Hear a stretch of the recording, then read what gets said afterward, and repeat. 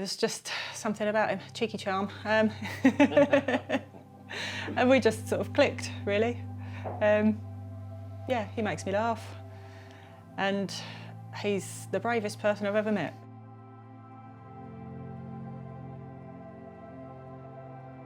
When I first met Mac, he was pretty unresponsive, pretty monotone. He was certainly within himself. He was someone who was quite angry, struggling with life. Life had not been kind to him. It was a really bad sort of place, a really dark place. Quite literally, I was on in my car on the side of a lock, just thinking, I can't do this anymore. I was just, I'd lost access to my kids, my marriage was gone, and I had no work, nothing. So everything was just getting the better of me. And literally I had a voicemail on my phone, and I was sitting in my car and I was ready to end it. Literally ready to end it. And I thought to myself, right, just listen to this answer. Something in my head said, listen to this answer machine message, so I listened to it. And it was the Stoll team offering me a flat. Stoll is the leading provider of supported housing to veterans in the country. We house and support some of those vulnerable and disabled veterans, hoping that they will live the most independent and fulfilling life that they can.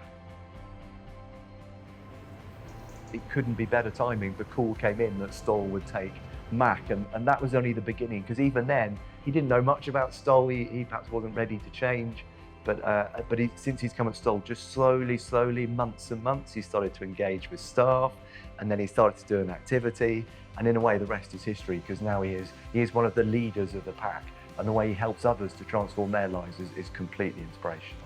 We had an old gym there, sort of thing, and it's seen better days, seen far better days, and I just thought, and I had long hair at the time, and I'm like, right, well, if I'm going to get a haircut, I may as well try and raise some money for it.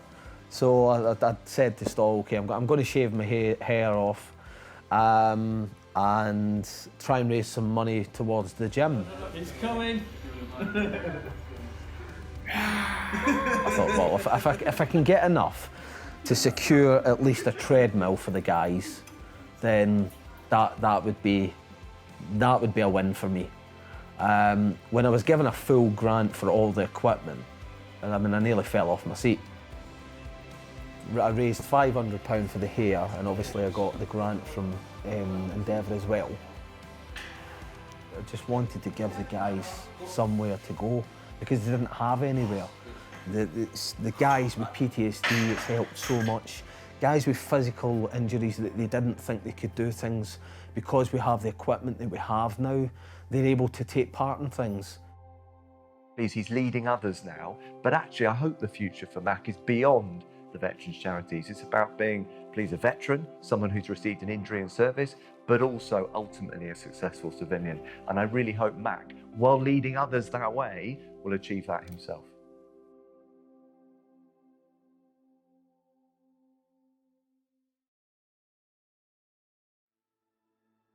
Just coming out of training, he's point man in the most dangerous place in the world at the time. His sort of instincts were so switched on that when he come back, he couldn't switch them off. In the next 10 steps, you're either going to step on something and lose some bits, miss something and someone else is going to step on it, which you're probably more scared of, to be honest. Going to get dropped by a sniper, airburst RPG. So your attention to detail, everything's just ramped up and amplified and driven by adrenaline. You're doing it for 18 hours a day, that's going to break you eventually. He'd go down the town, and then he would think that there was going to be a shooter in the middle of the high street in our little town. He was always very hyper-vigilant when we would go out together, but I just thought he was super switched on because of his job.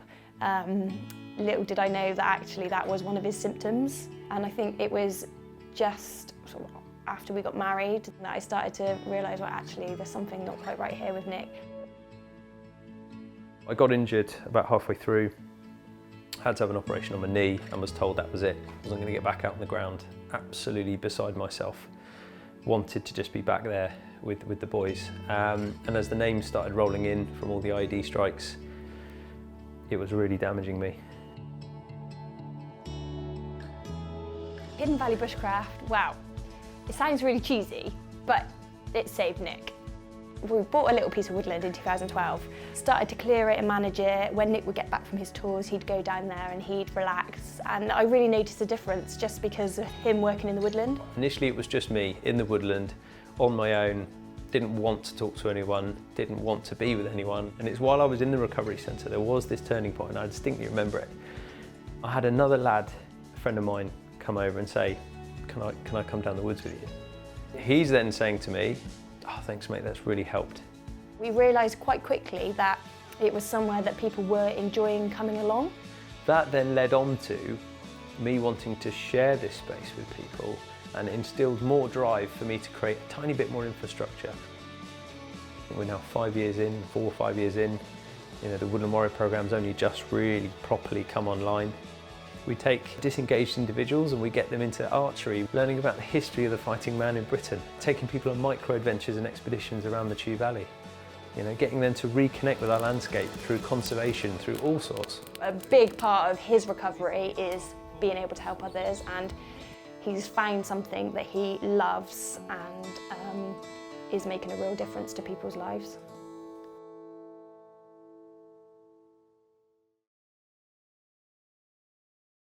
"18 months ago, when I first met Tom, I thought the chances of him still being alive now were pretty remote.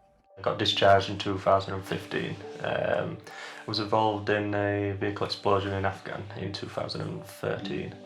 And then not long after returning, I lost my partner in a car accident a few months after. So ever since then, I've been in a really dark space. He has attempted to take his own life, which for a mother was incredibly difficult, knowing that your son felt that he had nothing to live for. Therapy and therapy education it's all about rehabilitating, wounded and mentally injured soldiers through the means of scuba diving. As soon as your head ducks underwater, everything just disappears. And you've got no fears, there's nothing there to harm you, and you just come back up with a smile on your face. He actually helps other guys who've got problems, so if a guy gets in crisis or has a meltdown, Tom will very often talk to them and can talk to them like nobody else can because he's been there himself. He wanted to become a dive master. He wants to go on from being a dive master to being an instructor and help other people on the programme. So really that's where he got to, and then earlier this year we were over the moon. He actually applied for an access course to Hull University next year so he can start a degree in marine biology. We do things like beach cleanups. We go around and teach how to give back, how to save us planets and oceans, and that's our thank you for what Deptherapy's done for me, be able to pass it on to the next generations of people. It has changed his life. It's turned things round. He has found the courage and strength to inspire others to follow the path.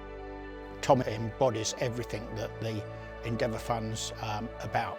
There's ambition, there's achievement, and that's actually this overwhelming desire in him to actually help other people. Tom can actually say, well, I've tried to take my own life, I've tried to take it more than once. This is what I can see now. This is what I can do. If I can go to college, if I can become a diving instructor, then you can do the same. So I think, he sets a brilliant example for others to follow.